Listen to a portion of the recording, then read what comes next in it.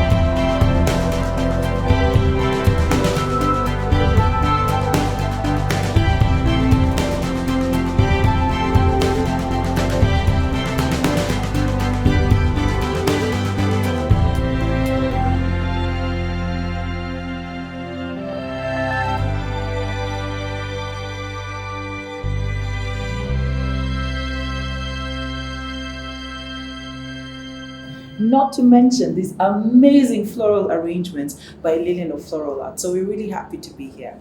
So today we continue with the Resilience series, where we get events experts to come and share their stories, to come and tell us what they did to get through 2020, what they're currently doing, and what they feel that the events industry should be doing right now.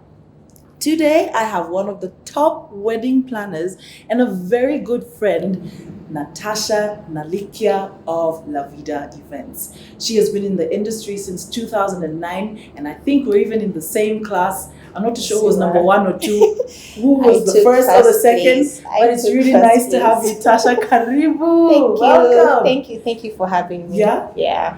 I mean, we've been talking about this for days, months. More like cannot months. wait to interview you, right? Well, like, I remember the first time you planted this year, like, hey, there's no way I'm going to sit in this hot seat. But here I am. Let's see where this goes. Yeah, well, one of the reasons why I felt that it would be nice for you to be here and share your experience is because it's a true story of resilience. So maybe to start with, I have defined who you are. How would you define yourself? Wow. I'm a go-getter. Yeah. And I love go-getter in terms of when I see a challenge in front of me, I just want to dive in and see how this goes. Yeah. So for me, if say you are to tell me, let's not eat meat for 30 days, I'm like, okay, fine, let's do this. Why not? People are doing it and they haven't died. So let's see where this goes. So for me, I would say that I'm a go-getter. And one of the things that carries me is just do it. Whatever that comes your way, just do it. Yeah, I do remember you making me go down. What falls were those? Thompson Falls? And I almost fun. gave up so many times. Didn't you enjoy it afterwards? And afterwards. Yeah. But I know at that point, me. at that point, you're just thinking, who brought me here? Why did I say yes? As in, I'll have just stayed on top there, watch people panting coming up, but here I am. But the experience after was good, right? That just proved it was good afterwards, but that just proves that yes, it's true that you were a go-getter. So, what was your first experience, first response when COVID hit last year? First response was, we'll get over this, as in, because the announcement happened in March 13th of March. Yes. A Friday. Yes. And I remember I was driving in Upper Hill, and then when I heard the news, I'm like, now what is this? Yeah. But when I got home, I had this thing of, but we'll get over it by June, July, at most August. Yeah. Things will be back to normal. So I was very pumped up in terms of this thing will not discourage us. We'll still have to keep pushing. Life has to go on, Yeah. So it's like we'll be given a pause since COVID has happened. Even your days will not be counted, So for me, I still had hope that we'll get over it. Yeah. So I was still busy doing as I started doing webinars. I started attending webinars, hearing to each and every topic that was up. We'll get through this. We'll manage to get out of it. So for me, I really had a lot of hope that we'll get over this situation. Did you get webinared out? I did. Eventually, I did. Eventually, I did, because I was in one webinar after the other. I think each and every week I had an average of about 10 or 8 webinars that I was either listening or participating. 8 in a day? 8 a week. 8? No, 8 a week. 8 a week. Yeah. Wow. Yeah. Okay. Because at that point also, I just wanted to get in all I didn't want to miss out on anything. So I just wanted to get all information so that when the lights are back on, I'm ready. Ready to go. Yeah. Did you at any point feel any sense of despair? Or were you just like, it's going to end by August for sure? I was on a high, because I remember between March and June, I was on a high. Yeah. When it got to July, things changed. Things changed.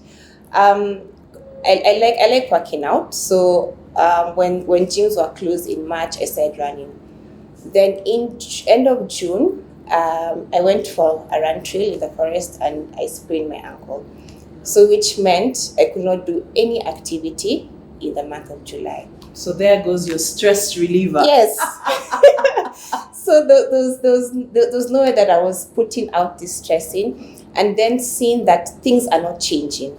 I've been on this hopeful trajectory since March, and still things are not changing. We are still on lockdown. Yeah. Events are still being given restrictions.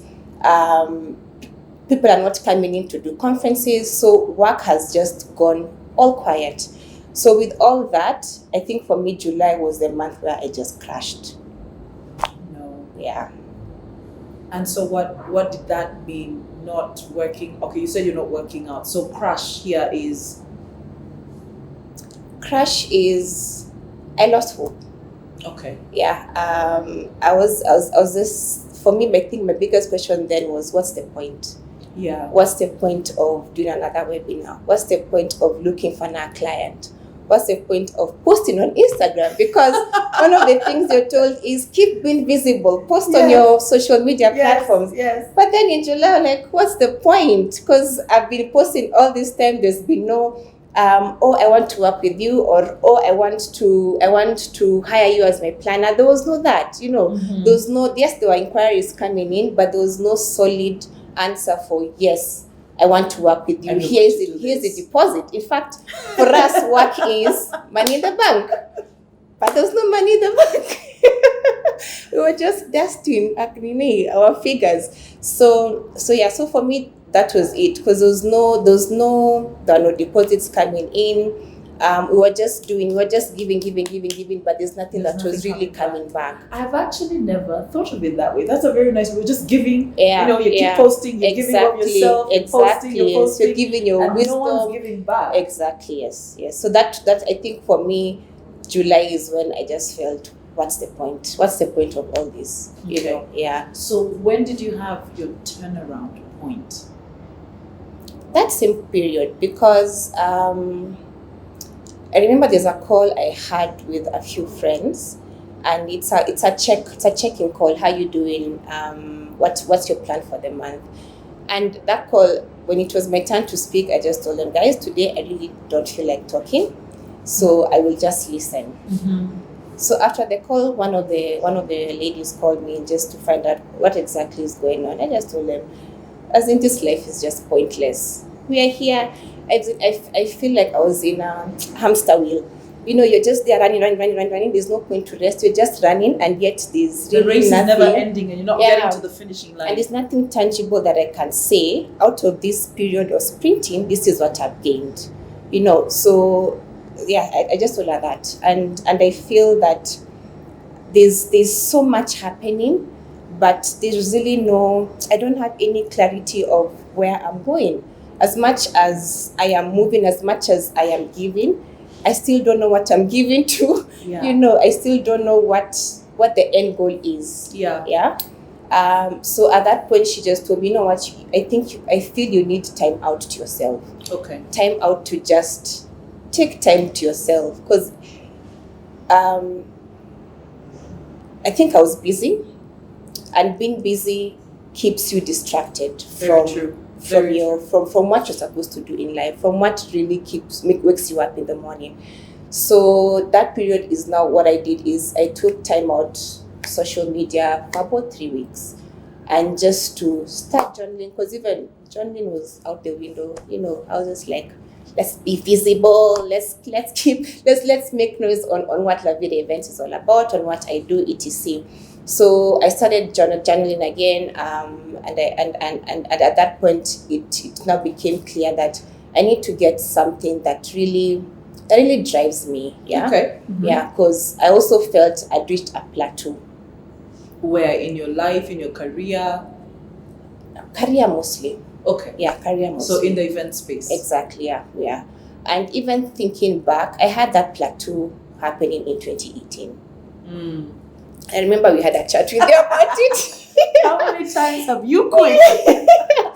In a parking lot somewhere, we're just like, man, things need to change. Yeah, in, where are we doing this again? Yeah. So last year, July, took me back again to 2018. And 2018, the reason why I didn't take action, I think, is because I didn't have a big why. I didn't have a motivator. And last year, my biggest motivator was COVID. Yeah, because there's nothing that you're really doing. There are no events happening, and you're busy. Forced. Exactly, you're not busy, so you're forced to really sit down and think through your life. So now just writing down and just taking time to myself just gave me a bit of clarity on, okay, Tasha, let's get out of our comfort zone. So you know what? I know you made a change. What did you do? So when I came back to the online world after July, yes, actually even before that. So in beginning of 2018, beginning of 2019, other than improving my company within the events industry, I always had a goal of going back to school. Okay. And I didn't know what I was going back to school for, but I knew I wanted to do a master's. Okay. And for the longest time, I wanted to do a master's in forensic science. I have a background in biochemistry. And yeah. Biochemistry. Yes. So for me, I knew that I'll somehow get back to the sciences. Okay. I just didn't know exactly what master's I was going to do. So even in 2019, I knew I'm going back to school. Okay. So 2020, so of course now just thinking back on your life and saying, okay, fine, let's see what programs are there for me to do. And when I got back to the online world, I started reaching out to people in the field of the sciences field. So I basically reached out to somebody who's in cybersecurity. So just to understand, what does it take to be in the cybersecurity field? So he gave me quite a number of options. He told me... Just wait. Tasha, you went cybersecurity. Yeah, because cybersecurity, forensic science has a... You somehow get to do cybersecurity also. So I just wanted to understand, okay, fine, in this security IT manuals, what options are there? Okay. So he gave me a list. You can be a cybersecurity like I am, or you can get into forensic science. Or anything about forensic science, it's harder to put your foot in it because it's just harder, okay, especially in Kenya. Okay. Then also he gave me quite a number of options, and one thing that really came out for me was data. So I was like, okay, this sounds interesting. Then I started doing more research on that. I went to the IBM website. I studied a few courses on that, and then I stumbled across a webinar that was being done by some guys who were in the US, mm-hmm, and they wanted to start a data science program for Africans. Because for them, they believe that Africans, we have our own solutions. Yes. But somehow we feel the need that we need people from the outside to come and tell us that this is how you should do your things. But honestly, these solutions come from our very big brains. So for them, that's their motivation, that let us empower more Africans to be able to understand what the data science is all about, so they can be able to get their own solution, because they understand it better. They've grown up with this problem You're for how living many in years. it. Exactly. Okay. So when I attended that webinar, and at that point, I just decided, you know what, let's do this. And I remember at that point, I had two options, to either do data analysis or data science. So data analysis, yes, or data science. So there's a difference. There's a difference, Okay. exactly.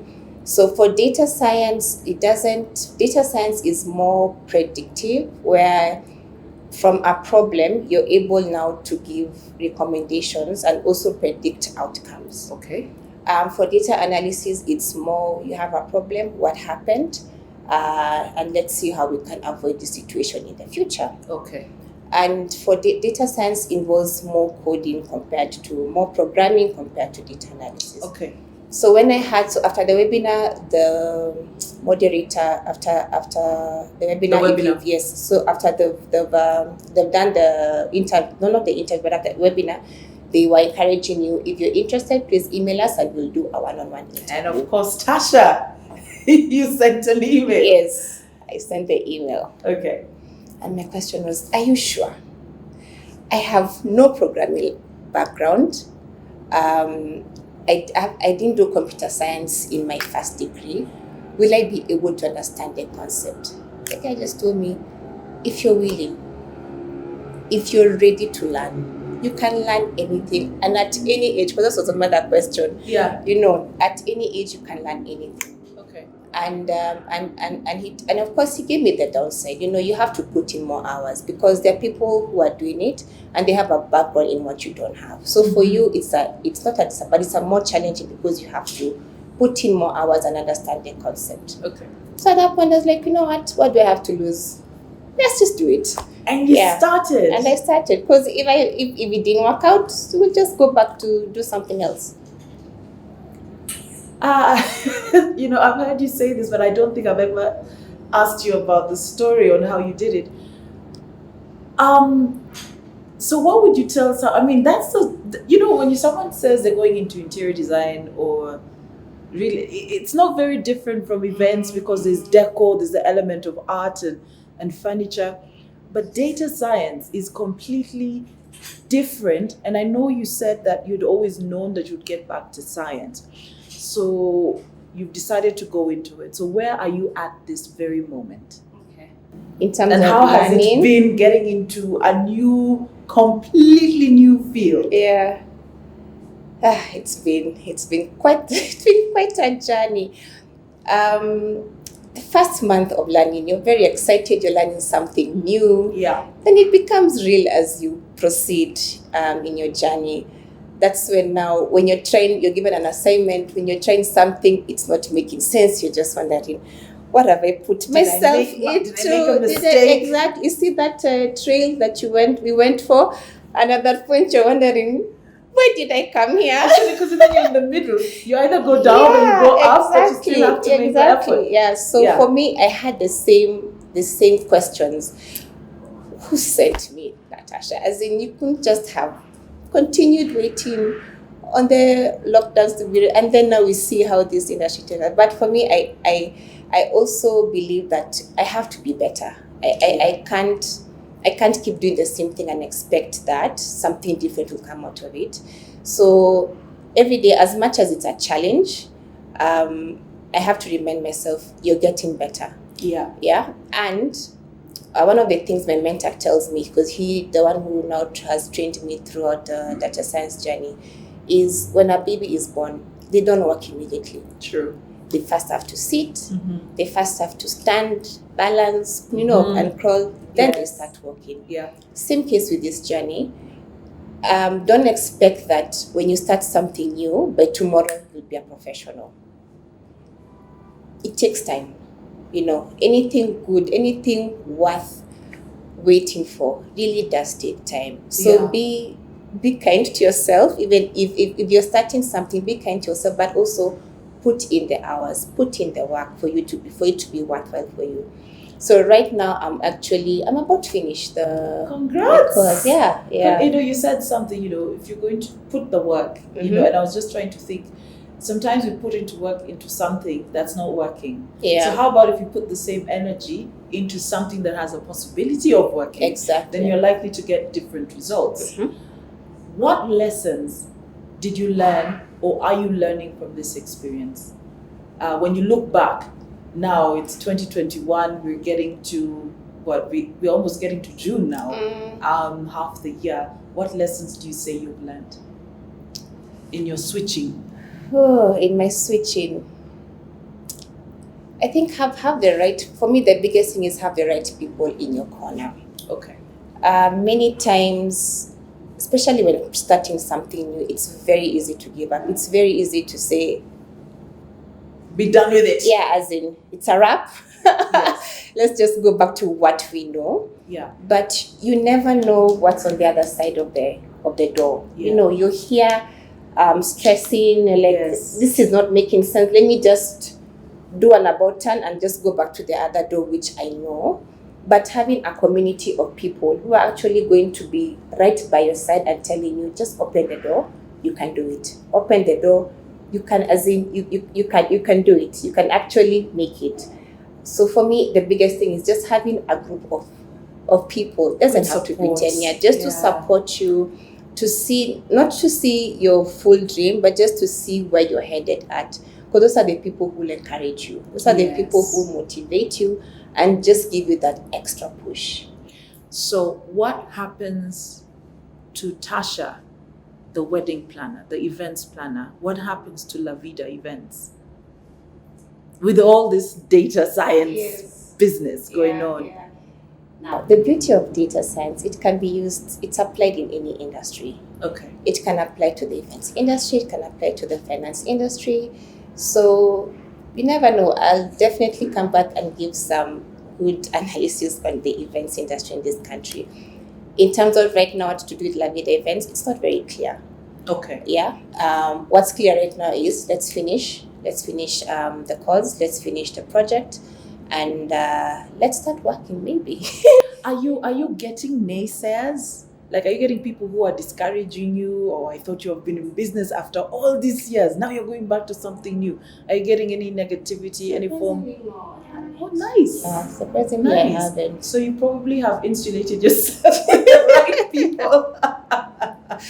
Most likely, invest in good relationships, people who really believe in you. Yeah. I think what's inspiring about your story is there's nothing wrong with making a change. And as you've said, when you do data science, you can actually apply it to the events industry or you can apply it to any other. But I think what's very admirable about what you've done is you have decided to make a change. And the funny thing is the last lockdown, I think it was more frustrating than the first one because we were just getting back into the swing of things and then finding that we have to go back. And you're still doing it. So when do you finish? And what are your plans thereafter? So we're in May. I finish end of May. Okay. Thereafter, I do want to get more work experience. So I do intend to start looking for employment. Yani, after 10 years. Oh, let me correct you. You've been in business for very long. I don't think it's 10. After 10 years of being your own boss. I know. Having your own hours. Yeah. So yes, but I feel I'm ready to get back to the employment. Any fear, or you're good to go? I think my biggest fear is whether I'll be able to do the job well. Okay. Yeah. Which is a good fear. Yeah. Which is like doing a wedding, really. You just want to make sure that the couple, the bride is the wedding of their choice. Yeah, so for my biggest fear is because theory work is fantastic. If you're asked a question, you will answer, put a colon here, put a comma here, and press submit, your code runs well. But when you get into that environment where your boss tells you, okay, here's a project, give us reports based on these numbers. So at that point, is your head going to freeze, or are you going to actually practice what you've learned in the past 6-7 months?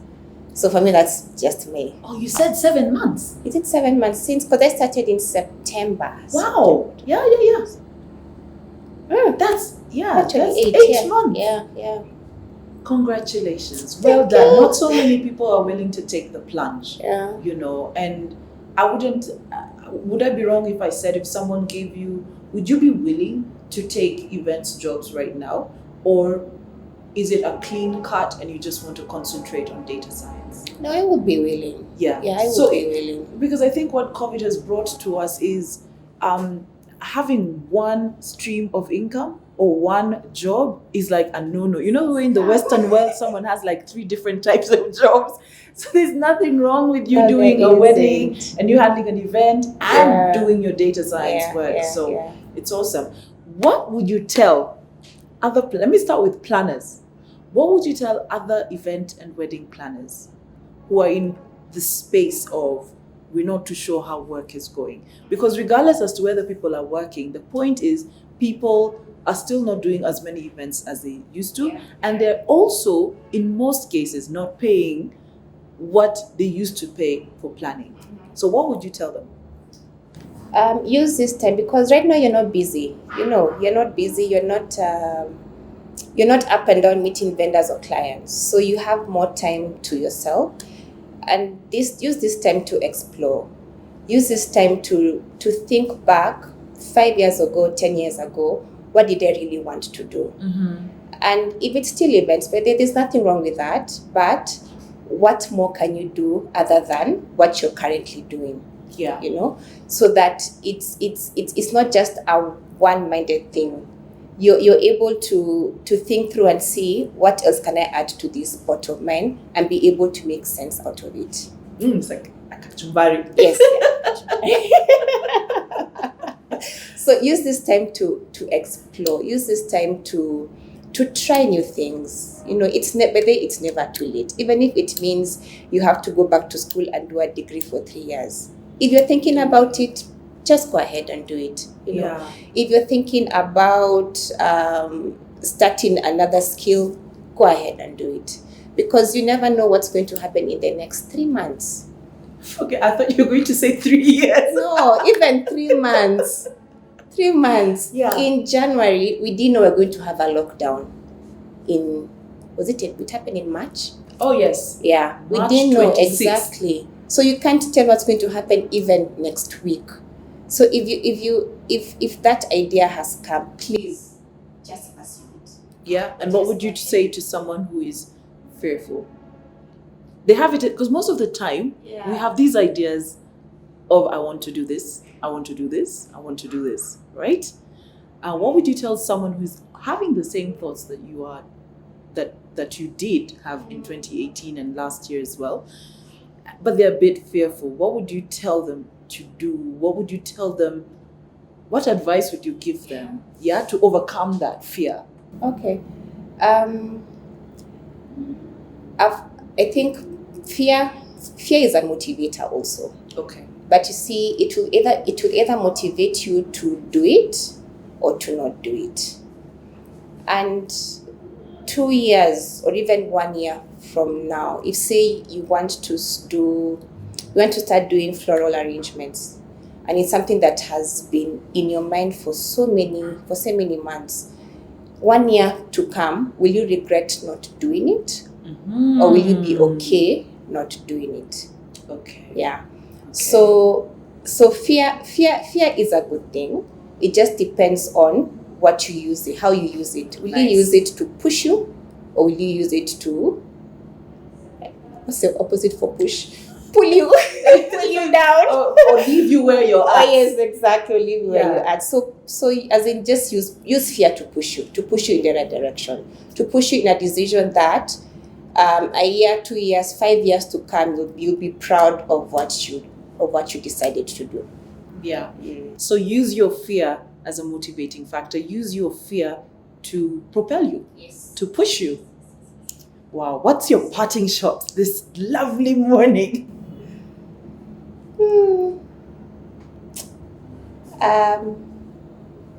I've said it today many times, but just do it. Just do it. Just do it. I think this is a slogan. Whose slogan is it? Nike. Nike? Yeah. Just do it. Just do it. Yeah. Just do it. Yeah. Don't think too much, because at times we think too much of the what ifs, or I'm not ready. But I don't think we're ever ready for anything. Yeah. Yeah. There's never perfect time. There's never a perfect time to do anything. If that thought has come, by the way, Just if do you it. just have that one thing that will push you forward, Yeah. just take the first step. Okay. Yeah. One step at a time. Wow, allow me to clap. Well done for Thank taking you. a bold move, and we'll definitely be watching you. And maybe a year from now, we'll ask you, so where are they now? Yeah, it's true. But they have you to know, be, that will be exactly, dope. That like, will be dope. where is data I'll keep science you to coming? it. Please, I would love to do that. Yeah. You know what? So thank you so much for taking your time to be here today. And to the rest of you out there in the events industry, I think the biggest lesson that we're learning from Tasha is just do it.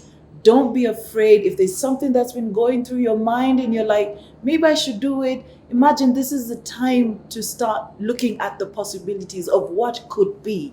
You never know what's behind that door unless you open it. So as she said, just do it. Thank you so much for being with us today.